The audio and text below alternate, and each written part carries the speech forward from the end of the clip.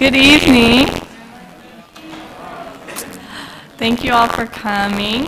Tonight, my brother Matthew Fink is going to be sharing some of his story within the disabled community, along with how technology has really helped him in many ways to interact with his peers. And so I'm going to give you a short introduction to Matthew. Matthew Fink is from Eagan, Minnesota. He went to Carleton College, which is in Northfield, Minnesota, and he got his bachelor degree in international relations. Right now, he's currently studying at George Washington University for public health policy. He also is a disabled professional gamer of StarCraft, and he is the owner of a professional StarCraft 2 team, in which we'll be discussing more tonight what StarCraft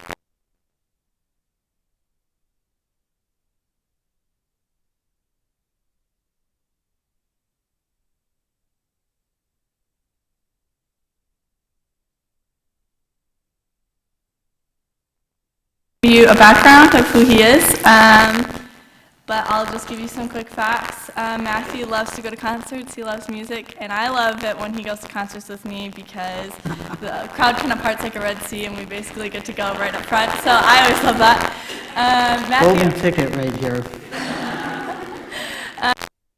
Also, great at debate. He played debate all throughout high school, went to nationals, did it in college, but he also doesn't just debate academically, he also debates in our home regularly with me and my family. Matthew is just a very great young man, and I'm very proud to have him speak. So if we could give a round of applause for Matthew.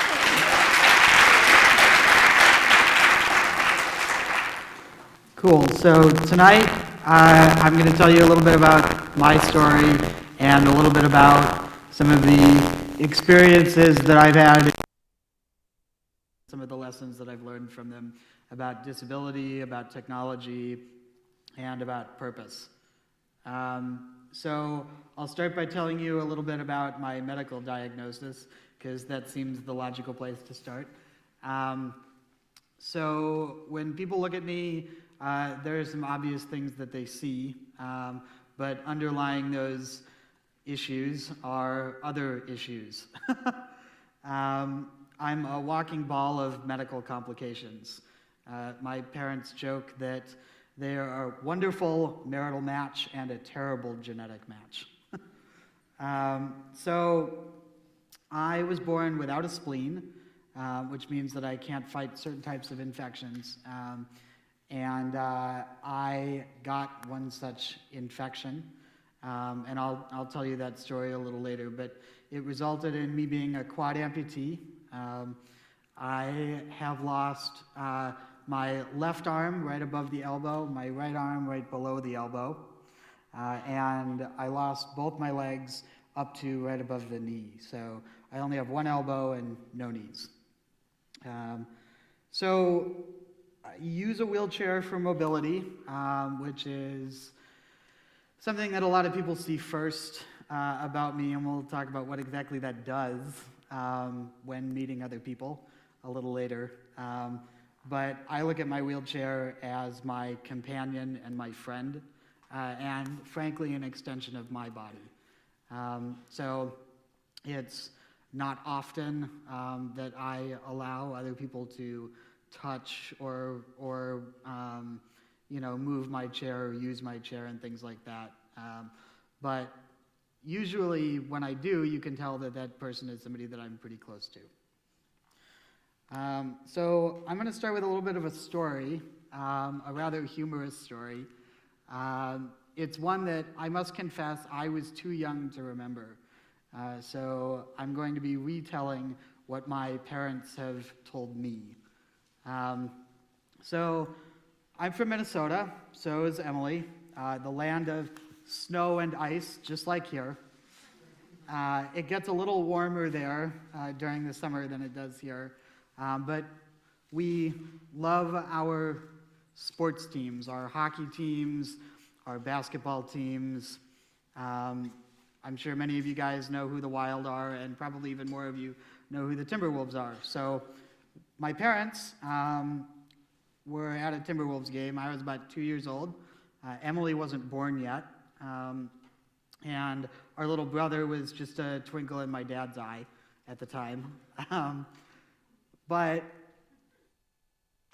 we were waiting for the game to start, and my parents were choosing their seats. And there was a guy on the other side of the Target Center, on the other side of the arena, who got up from his seat and started walking down the stairs.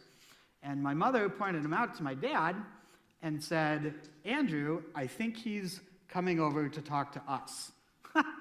And my dad said, "Absolutely not. He's on the other side of the arena. There's no way that he's coming to talk to us." Well, he was coming to talk to us. He walked all the way around the entire arena to come find us, whom he had apparently seen from the other side of the arena. When he got to us, the first words out of his mouth were, "What happened?" Which is not that atypical of a response. So tonight, I'm going to satisfy everybody's curiosity and explain what happened. So, I told you that I'd tell you a little bit about exactly what happened between the time that I was born and when I lost my limbs. So at the time, it wasn't standard to check newborns for a spleen because missing one is such a rare condition. So we had absolutely no idea that I was anything but a perfectly healthy, normal baby. So one night when I was about 18 months old, I had a fever. My parents thought that it was, one of those common bugs that a lot of newborns have. And sometimes newborns spike fevers for all kinds of reasons, so it didn't seem all that remarkable, even to my father, who is a physician. So my parents gave me some Advil, my fever came down, they put me to bed. My father was in residency at the time, so he was gone many nights, and he left for work very, very early in the morning. And usually my mom, would sleep in a little bit longer because she didn't have to go to work until later in the day. And she would normally hear me, and I would be the one to wake her up. And that morning, she didn't hear anything. She woke up to her alarm clock, which was a little suspicious. So she walked into the bedroom and looked down at me in my crib, and my face was blue and I wasn't moving or breathing. I ended up with a pneumococcal sepsis. So pneumococcal bacteria exist everywhere. They're very common, and most people don't think anything of them, not unlike strep, for example. However, because I didn't have a spleen, what would normally be a routine infection for another child turned out to be life-threatening for me. So my mother put me in an ambulance and sent me to the hospital. She paged my dad because he was already at the hospital working, and he dropped everything. And within 3 days, they had to amputate all 4 of my limbs in order to stop the spread of the infection to the rest of my body and save my life. So there are 2 ways in which I feel like I was blessed by this experience. The first is that I don't remember any of it. As far as I'm concerned, I've been disabled all my life. My first memories are from the hospital, which I actually now find to be a very safe place. I have a lot of friends who became disabled later in life, some who lost limbs due to similar infections, and other people who have become disabled in other ways, some from diving accidents, some from complications related to cancer. But I'm lucky because I never had to deal with any of those pesky questions of self that come along with feeling like you have changed as a person when you become disabled. So a lot of those friends have had to deal with issues of depression and self-identity. But for me, this is how I've always been.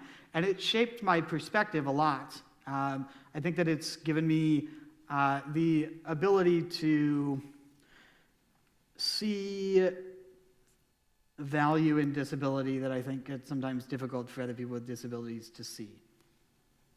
So the second way in which I was blessed by my disability is that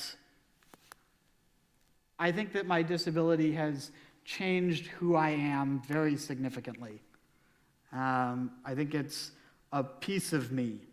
The most common question that people ask when they meet me, their most common source of curiosity is, would I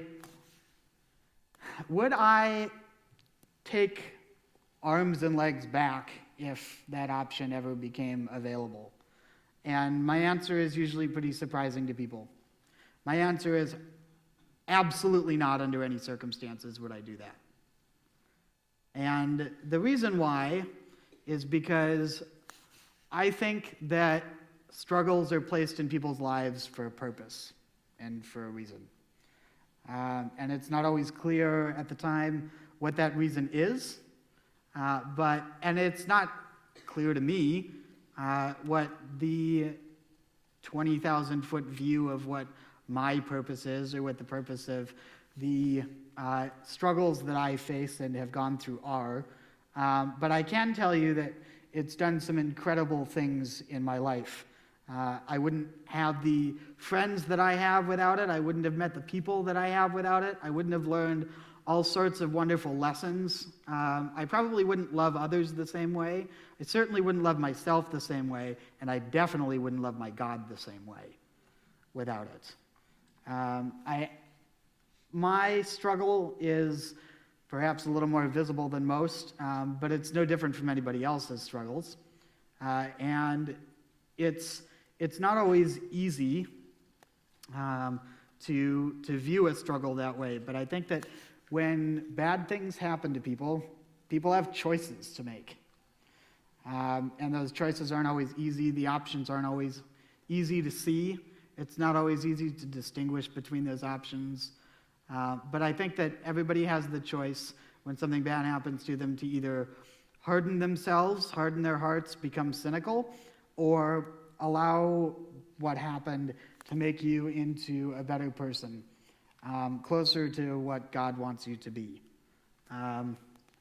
And I would never want to get my limbs back because I feel like I'd be giving up the greatest gift I've ever been given.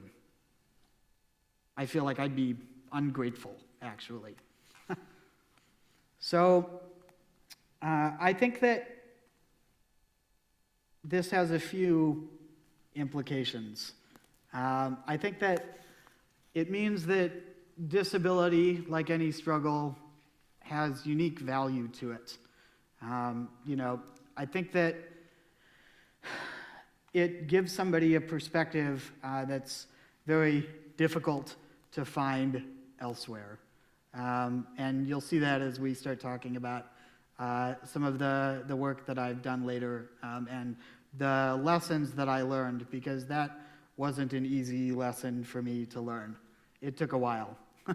It took me hopping across 3 continents and at least 12 different countries in order to really understand what that meant for the first time. So I grew up in Minnesota, in suburbia, with a really supportive family, which is great because my parents instilled in me a really serious sense of self-worth that wasn't attached to my actions or my choices or what I could or couldn't do. And I think that's really tough for people with disabilities, especially in this country where your worth is often attached to your output or your appearance or your ability to contribute. And those are all good things, but oftentimes people are short-sighted about what it means to contribute or what it means to be beautiful. So high school, again, was fairly easy for me. I didn't really have to confront a lot of these issues because I was one of the popular kids in school.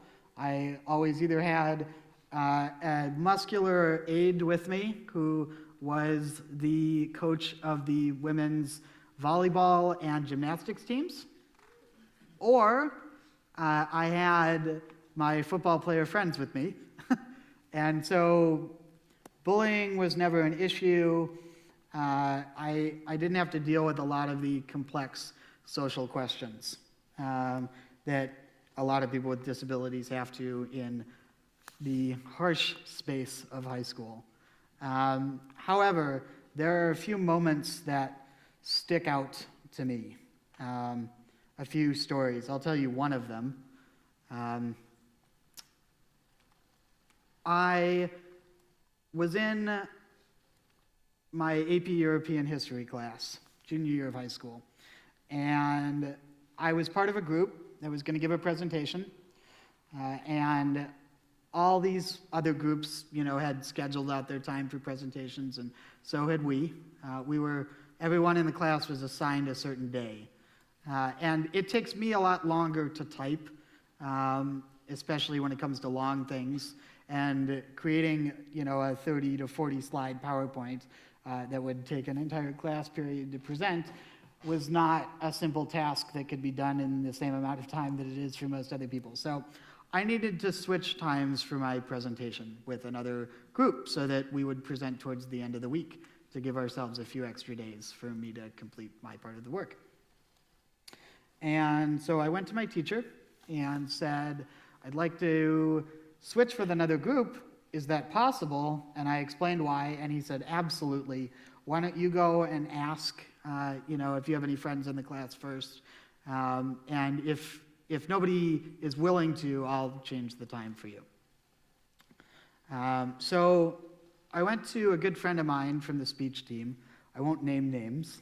And I asked him if I could switch days with him, if our group could present a little later and his group could present a little sooner, because he had mentioned to me that they were already finished with their presentation. And his response took me aback. He said to me, well, I guess I feel sorry for you, so sure. And I didn't realize the gravity of what happened until a little bit later. It took me a few days. But I realized that he probably wasn't my friend. Because he probably didn't know anything about me. When you meet somebody with a disability or anything that's, visually different about them, you see that first and the person second. You can't help it. You're human. That's how it works. First impressions are everything. And for better or for worse, no matter how much effort a person puts in to combating this from happening, that first impression will always, to some extent, however small, color how you view them. And it's really hard, I think, for somebody who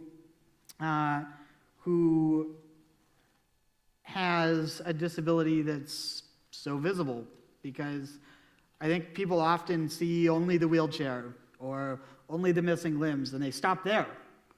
But I'll tell you, it's pretty easy to tell who my friends are and who's not my friend, who knows me well and who doesn't. because the people that know me well know that I'm a normal human being, and that I like to have laughs like everybody else does. So one of my favorite things in life is making other people, especially strangers whom I don't know, incredibly uncomfortable. So I'll tell you one more story from high school. And I will name names here because this particular friend, who also happens to be my business partner, will enjoy this after hearing it be told. So I actually wasn't here. I wasn't present for this story. I was told it by others after the fact. So this friend of mine can be a little bit of a hothead. Sometimes he has a big mouth. Sometimes he doesn't think before he speaks, which, is a double-edged sword. It can be good and bad. His name is Christopher Schumacher. So Chris was in biology class one day, and very much like me, he enjoys arguing with others. And so he picked a funny argument with the teacher. And he and the teacher were bantering back and forth. And the teacher had a cleaver in his hand, and he was cutting up some stuff to show the class that day. And he said, "You better be careful, or I'm going to come after you with this." And without thinking, Chris said, "Oh, so that's what happened to Matt."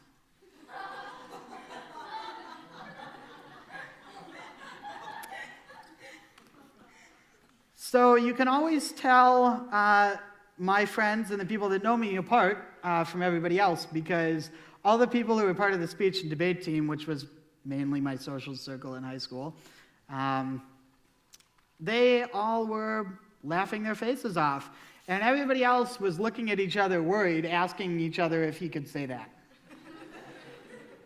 Turns out he's plenty capable of speaking.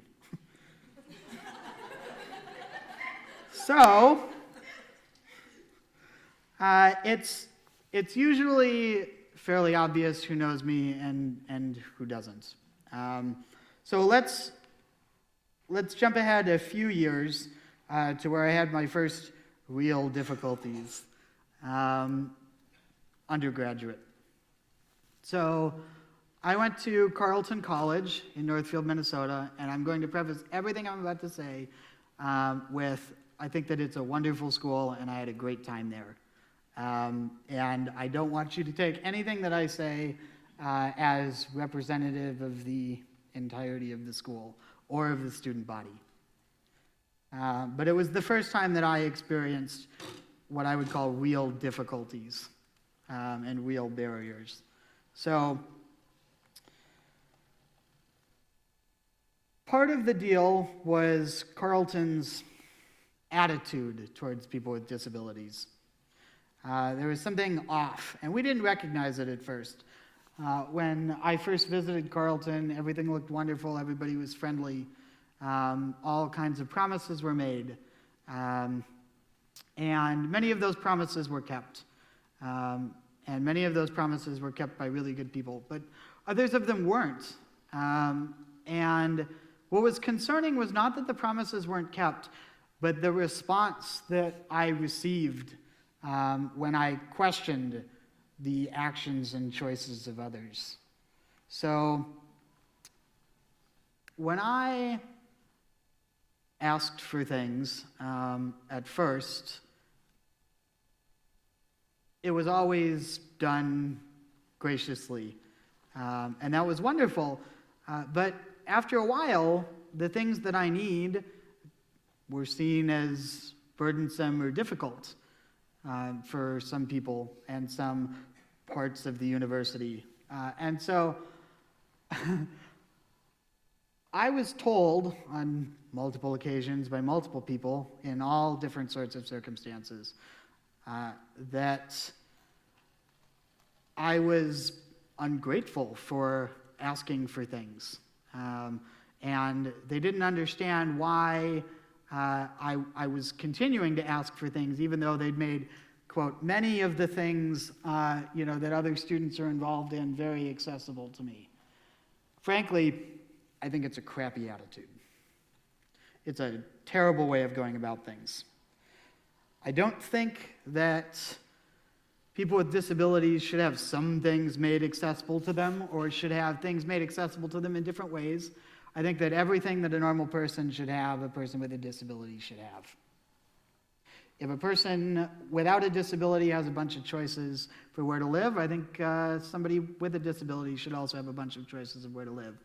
I think that if two people are going to go into a movie theater and one person is in a wheelchair and the other person's not, having an entrance around the back isn't good enough. I think that both people should be able to walk in together, because if that person in a wheelchair wasn't in a wheelchair, they'd be walking in with their friends. And coming up against those barriers for the first time for real was something difficult for me to come to terms with. But I realized that although I could change those things, I could help remove those barriers for myself and sometimes for others, there were always going to be people whom I was going to encounter in my life that were going to see things that way. And there was nothing I could do to change that I was going to encounter those people in the future. And so I had to learn to deal with them. I had to learn how to be diplomatic. I had to learn how to assert myself. I had to learn how to get mad. I had to learn when it was appropriate to get mad and when it wasn't. And I had to learn how to listen to what other people were saying and figure out why what they were saying was or wasn't true. And those aren't easy skills to learn, especially not when those people who are telling you these things are often telling you them to hide their real intentions. So fast forward a little bit to my junior year of undergrad. I had just chosen a major about 6 months before, and I had a wonderful advisor, Professor Roy Grow, and he, every 3 to 4 years, ran a seminar that would take students to Beijing to study political economy, which happens to be one of my areas of interest and research. So, needless to say, I really wanted to go on this trip. I'd been hearing about nothing except this trip since I was a freshman from people who had gone on the trip before, including a few older students who were like mentors to me. And I got into the program, and I was very excited. And we were coming up to the summer before my junior year, and we had to get me ready to go.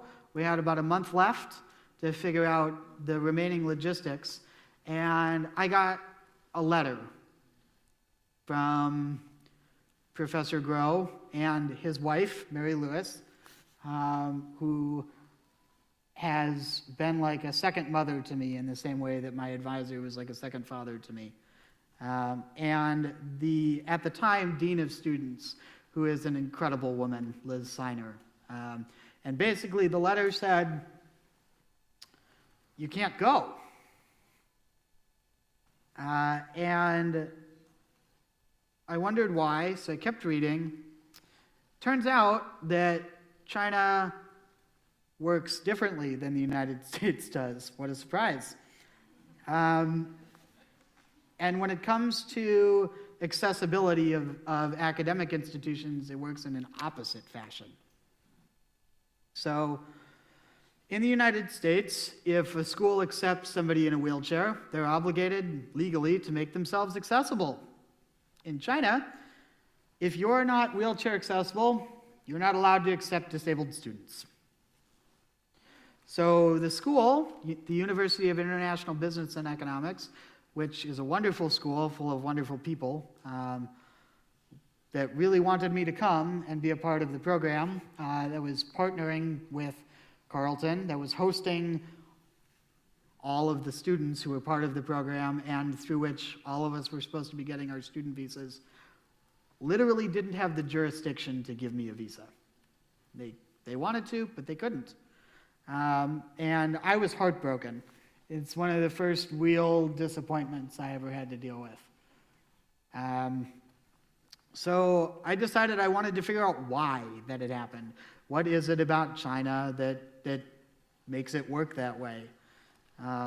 And so I sat down with my advisor and the dean of students and my advisor's wife and some good friends who had been on the trip previously, and we decided we were going to figure out what exactly it is about the logic of China that makes it work this way. And in doing so, I had no idea what I was getting myself into, because it was the first of two experiences that totally and utterly obliterated all of my plans and changed the direction of my life. So I decided that I was going to go to China, and I was going to go into a lot of places I wasn't supposed to be, which is all kinds of fun and nervousness at the same time.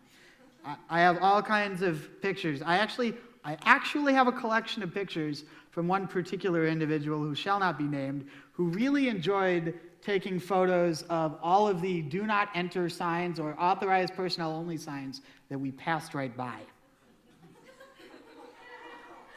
It's a pretty big file full of photos.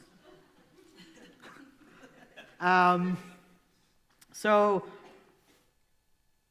I needed some sort of lens through which to look at the Chinese political system, and I chose public health and healthcare delivery for the disabled because it was both something that there's absolutely no writing and research on whatsoever, and because it's something that I have a little bit of experience with, both on the consumer side and on the provider side because of my father's position as a physician. So I got there and things were not what I expected at all. When most people look at China, they think of a top-down totalitarian government with lots of control, very oppressive, very controlling, right in the midst of everybody's lives. The opposite couldn't be more true. The central government of China has almost no power, no money, and they're terrible at implementation. Chinese national policy is almost a joke in most circumstances. Because if they don't have the cooperation of those at the local level, nothing gets done. You can pass a policy all you want, but if nobody listens, it doesn't matter. And it was a good lesson for me as a political scientist to learn that there's a lot more to it than simply writing a law well, or telling people what to do. So China is what my advisor would call a goofy place. It works by a very different logic than we do, than most of the West does. And frankly, it works by a different logic than most of Asia does. China is intensely local. Everything is done at the local level. And virtually every facet of Chinese culture mirrors that. So health insurance, a lot of education, a lot of housing, a lot of socializing is defined by, one, your neighborhood, and two, your work unit. Who do you work for? And it's tied into their identity very deeply. So I'm only going to tell you 2 China stories, both of which are going to be short, and then I'll move on. The first is about a rehab center that we walked into. We walked into this grandiose-looking building that China was obviously very proud of. We had an introduction, actually, luckily, from somebody else who ran another institution that was at roughly the same level of government. They did physical therapy there and assistive technology stuff, and they did some wheelchair repair and things like that. And they also served as intake for a lot of people with disabilities, who needed to be certified by the government for one reason or another as being disabled. So we walked in. The person who ran this rehab center came down to talk to us, and the first words out of his mouth were not hi, not nice to meet you, not how are you, not you must have come a long way, but what's your work unit? Where do you work? And it was asked very sternly. And the reason he asked that question is because he wanted to place us. He wanted to know who we were, what we wanted, why we were there, and where we came from, and who sent us, more importantly. So it's a feature of Chinese culture that is, I think, relatively recent, or at least it's become a lot more visible recently as a result of the Olympics. So China did a wonderful job with the Olympics, but they suffered what they would consider to be a lot of embarrassments, quote unquote, based upon people saying things to Western journalists, to Western athletes that were not approved. And so a lot of people lost their jobs as a result. And so everybody's careful now about what they say, especially if you're talking to somebody who's white, much less a person who's white with red hair, with no arms and legs, in a wheelchair. The second story I'll tell you has to do with exactly that. In China, there's no stigma attached to staring like there is in this country, which, is wonderful and terrible at the same time. So people really loved to watch us take my wheelchair apart and put it into the back of the car and take it out again. And they especially loved it when I would be carried into the car and set in the car and things like that. And there was one particular day where we had a very large crowd of individuals around us. And let's just say they got a little pushy, and my father almost dropped me while trying to put me into the van. This is not the first little hiccup we had the first night of the trip, and this will give you a clue into the way that my life works and how it depends on technology. I'll tell you how it's a curse first, and the rest of the talk will be about how it's a blessing or something. So I was asleep in the hotel room, and my father had taken my wheelchair charger, and he had plugged it into my chair first, and then he was getting ready to plug it into the outlet, and he realized he needed a converter because China doesn't use the same type of power that we do in all their outlets. So he picked up what he thought was a converter. Turns out it was an adapter.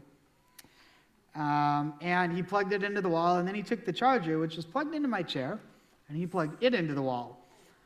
And let's just say I woke up very quickly to a very loud noise and smoke. And so from day one in China, I didn't have a wheelchair. Not that I could drive, at least. So I had those people who were with me pushing me everywhere. And it was wonderful that they were gracious enough to push me. But not having your mobility is tough, especially when you've been given an opportunity to go to another part of the world and you have a very limited amount of time and you want to make the best use of it you can.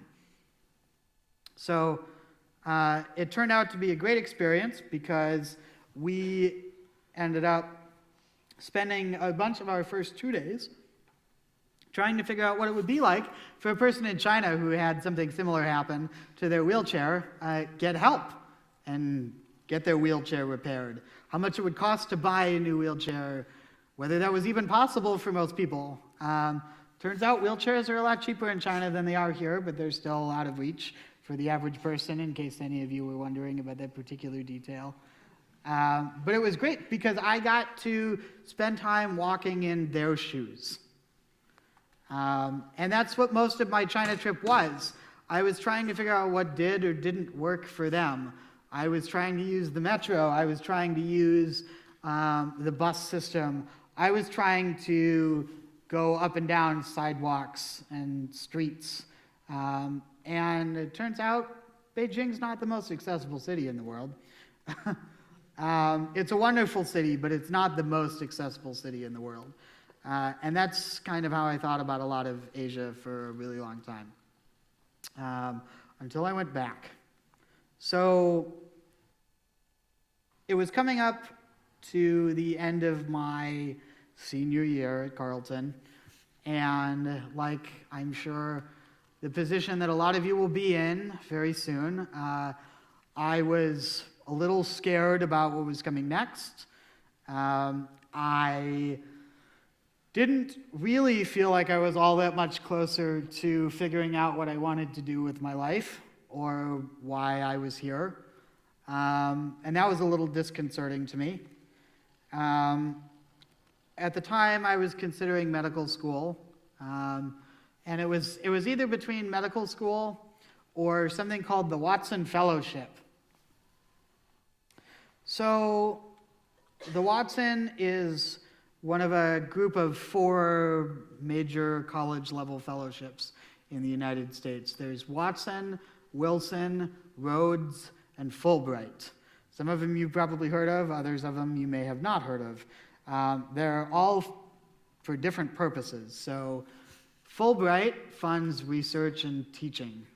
They really like it when people teach English specifically, although it's not always limited to that. Wilson is peace studies and political science stuff. Rhodes is all about service. Watson, which I think is the most interesting, funds adventures.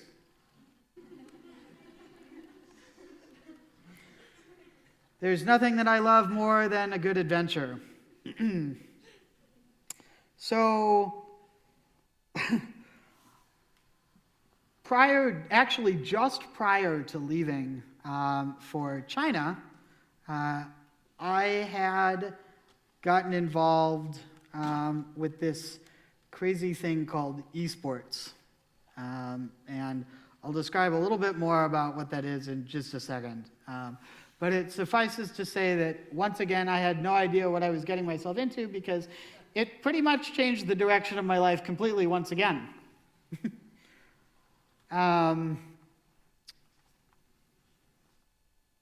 My sister told you that I was a professional StarCraft 2 player. Some of you probably know what that is. Some of you probably don't. Some of you might know about other games that are played competitively, but I'll tell you about the game that I love. So StarCraft 2 is a real-time strategy game for the PC. You're looking at an army from above and controlling it. It requires not just a lot of hand-eye coordination, but the ability to accomplish many, many, many tasks at once at high speed while trying to outthink your opponent strategically. And for a person with a disability, this area of competition is particularly interesting for a whole host of reasons. So, first of all, I should mention there are people who do this for a living. They play StarCraft or League of Legends or Dota 2 in the same way that Michael Phelps trains for the Olympics. 10 hours a day, 7 days a week. Some of them are making 6-figure salaries doing it. And it's become a phenomenon larger than conventional sports in certain parts of the world. Korea was the center of attention. I'm going to show you 2 quick clips because my words can't possibly do this justice, and the shock value of the clips in terms of magnitude is a wonderful illustration.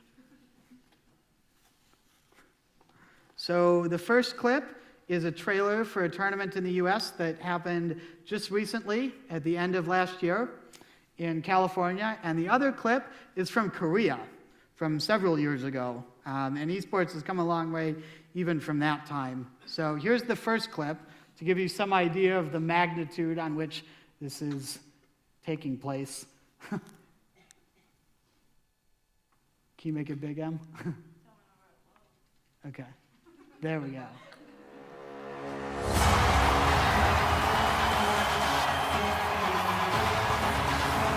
I'm so thrilled to be here on this final day.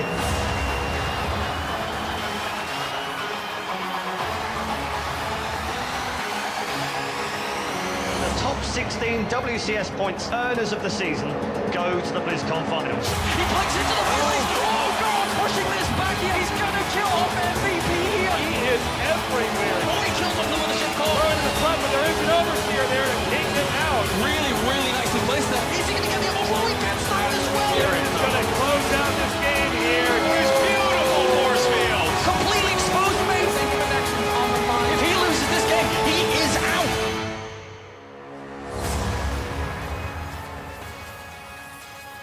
So the second clip is from Korea. And in Korea, there are 2 television channels dedicated to broadcasting esports 24/7. It's all they do. Scores are on the nightly news. People who are really good at that game enjoy rock star status. So this is the player entrance from a tournament a few years ago, and you'll be able to see just how large it is. Can you make it big again? Em? Can you make it big again? Em? Thank you. And this is what people saw on television.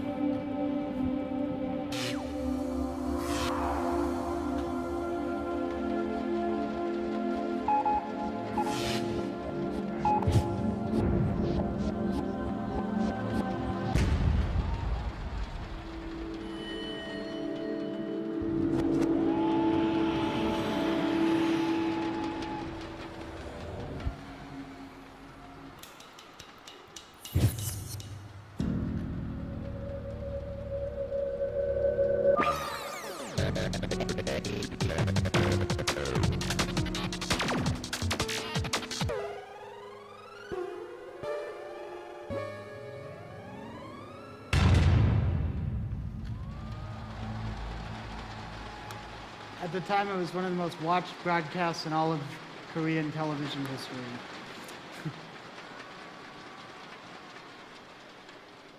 Korean Air happened to be the sponsor. They filled out the entire hangar with people. 신과 맞서 싸우기 위해 지옥에서 살아 돌아온 메시아 김정우. What would an esports event be without people coming down from the ceiling?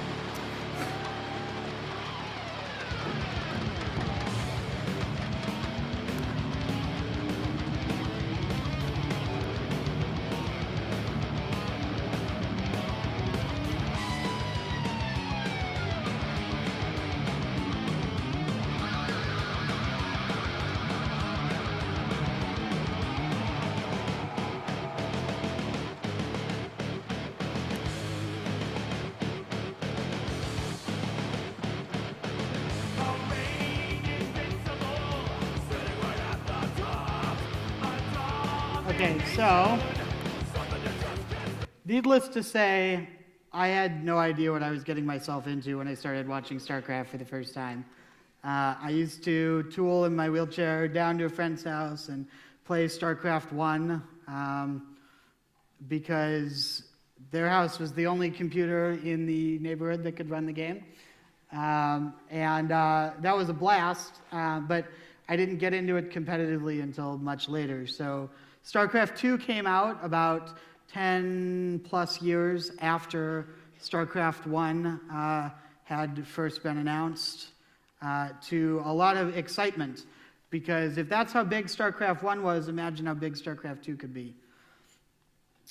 So I started out by watching people's streams, people streaming their desktop, people showing what they were doing, how they were playing live online.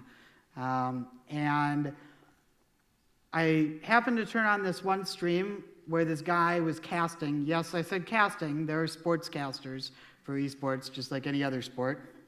Some of whom are being paid a lot of money, and some of whom are very skilled. So I turned on this stream, and he was casting some replays from a tournament that had been run by this guy named Jeff Robinson. He goes by the name In Control. I'll tell you what my name is in a second. But In Control was a Western StarCraft pro, which was very rare at the time because it's really hard to break into the world of StarCraft. And he had been teaching people for about 2 or 3 years at the time, but he'd only ever taught StarCraft 1 because StarCraft 2 was so new. In fact, it wasn't even out. It was still being beta tested by people. I ended up being lucky enough just by random chance to get a beta key. So I was able to play, and I emailed him and said, hey, I'd really like to learn this game. I know that I have some unique challenges that would need to be overcome in order to do this, but I'd really like to. And his response was, okay, tell me more. Let's do this. And that was 4 years ago now. And I've worked with Jeff anywhere from 3 times a week to once a month for the past 4 years as my coach. So fast forward a little bit, it was time for me to decide what I wanted to do for my Watson proposal. And this is kind of where we'll end for tonight. So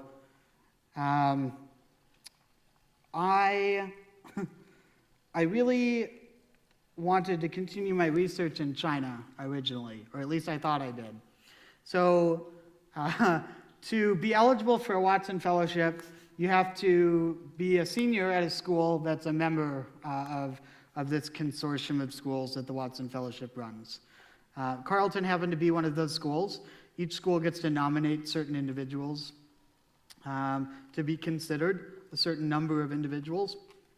For some schools, it's easy to be nominated because the school is small.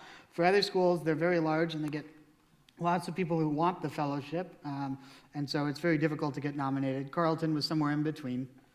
But the director of the Watson Foundation came to all of the member schools throughout the year to talk to them about what exactly the Watson Fellowship was, the type of person they were looking for, and to help, those people who were thinking about applying with their ideas.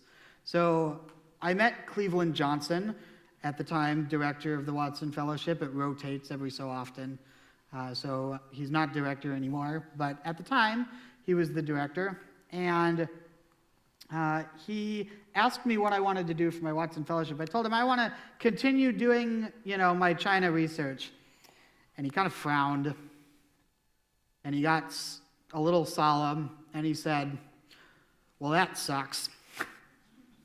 And he said, seriously, if you could do anything you wanted in the entire world, what would it be?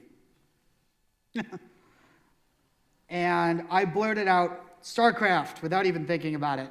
He said, I have no idea what that is, but it sounds like that's what you should be applying for a Watson Fellowship to do. So I had to tell my parents, which was not an easy experience, but their reaction was surprising to me. The night before, after I had found out about this, this change in my plans, I posted on one of the big community websites for esports and asked for their help, and by the next morning I had 180 responses, and that, I think, assuaged my parents' fears a little bit. But it taught me all kinds of lessons about self-confidence and about who I was as a person with a disability. So my project was to seek out other people with disabilities in the world, in other parts of the world, in other cultures who game, to find out how technology and gaming had changed their lives. So I'll tell you real quickly about how esports changed my life, and then I'll tell you about the really important lesson that I learned from my travels. So esports changed my life because it was the first time that I was able to be on a level playing field, truly with other people competitively. I'm a super competitive person. I was a swimmer, I was a debater, and I played floor hockey for a while, and I enjoyed those things, but I was always either at a disadvantage or I needed some sort of adaptation in order to get by. So, not ideal. Esports, when you get to a certain point, is less about how fast your fingers move and more about how fast your mind works. So for a person with a disability, it makes the playing field equal, level for the first time. I mentioned earlier that when people look at me, they see my disability first. Well, esports is great and unique.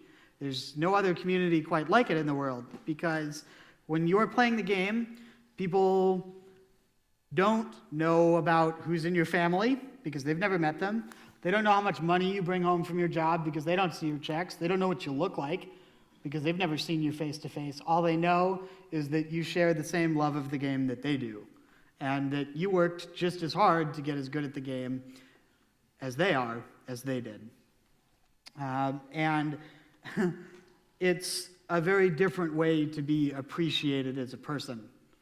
Something that I don't think any other community on earth, much less competitive activity, could ever hope to really offer a person with a disability. And I think that's really, really, really cool. I think that everybody with a disability has a unique story to offer. They have their own struggles, successes, hardships, smiles, tears, laughs. And esports is my way of being able to share that with other people. That's not always easy to do. Esports makes it easier for me. My Watson experience made it easier for me too, because I had to learn to rely on myself.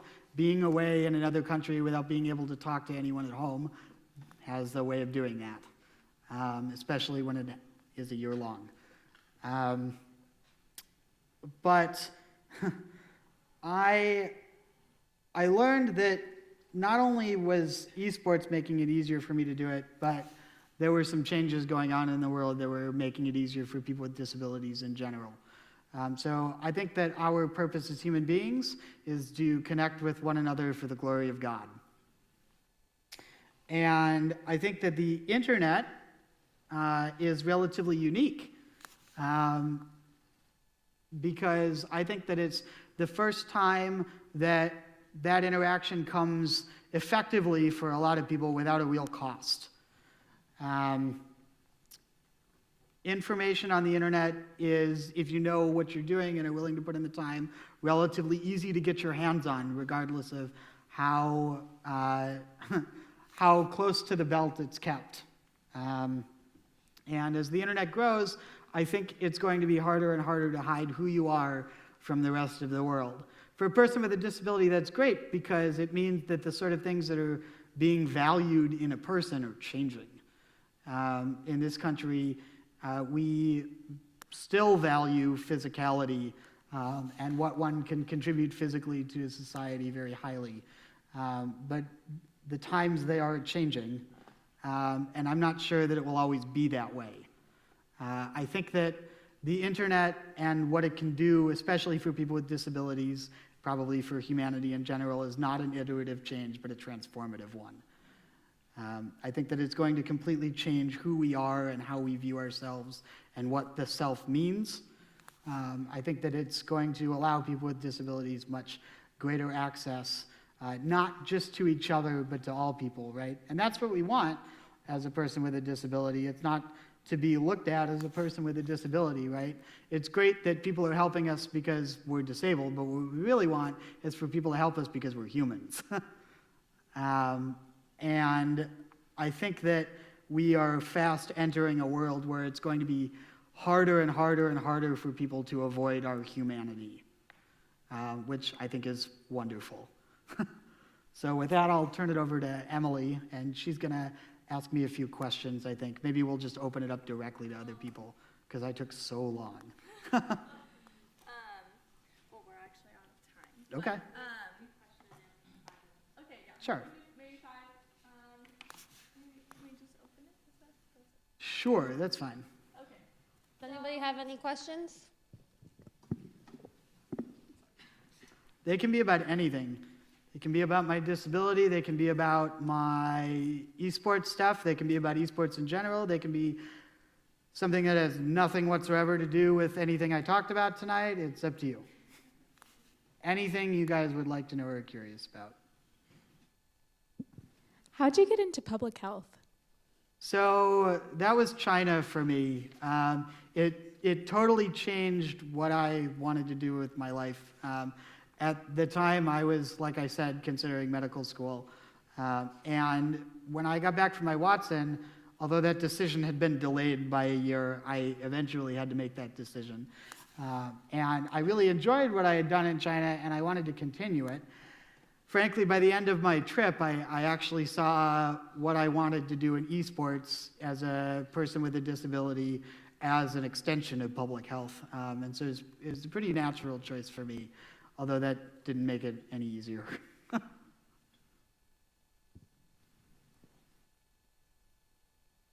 Yeah.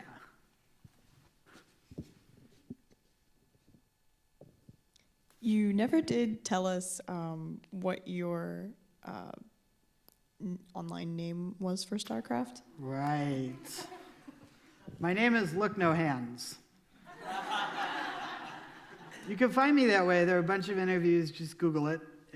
I'm pretty much everywhere, pretty easy to find. So if you want to hear more about my esports journey, and especially if you want to see some content that was created during my Watson, that's the place to go. So that one is actually a legacy of my dear sister. She's the one that came up with that name a long, long, long time ago. Okay, so I'll just ask this quick question. And this is something that we've kind of been discussing over the past few days. So we've talked a lot, and this can maybe wrap things up. We've talked a lot about that everybody should be treated equally. And could you just maybe elaborate more on what that means, or?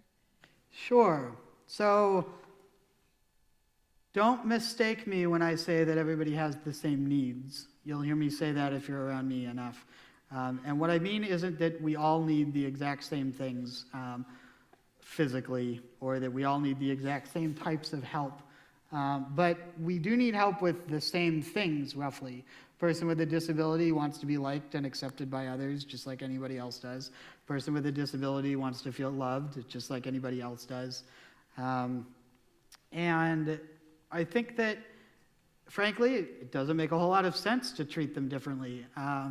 You know, that guy who came up to us at the Timberwolves game, in some ways, he made the situation socially awkward, but in some ways, he was right on.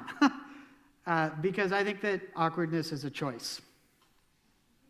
Doesn't always feel like that, but I promise you it is. You're only as awkward, you feel only as awkward as you allow yourself to feel. And he didn't feel awkward at all. He was completely socially uninhibited whatsoever, much to my parents' dismay. But it was great because he got the real story. He actually learned something about me that day. And most people would never have. They would never have had the guts to ask. And they would never have had the guts to treat me as real. He was genuinely interested, you know. He wasn't asking about my disability just out of morbid curiosity. He was asking about my disability because he wanted to know something about me. And that was the most obvious way to start. He didn't know any better way to start, so he chose that. Turned out to be okay in the end. So I think that basically all anybody with a disability wants is the same thing everybody wants. They just want good Christian friends. Pretty simple. That's what it means, at least to me, to treat everybody equally. And is there anything else you want to say to just wrap us up for the night? I think we're good. I hope that some of you go and Google what StarCraft and League of Legends are and start playing them. I hear that it might be difficult to do on this campus, but let me assure you it won't always be that way because there are over 200 colleges now in the United States that have StarCraft teams and many more than that that have League of Legends teams. So rest assured, eventually Gordon will have to change with everybody else. Okay, let's give a big round of applause to Matthew.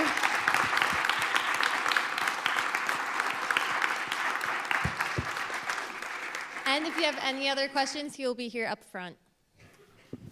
Thank you. Thank you so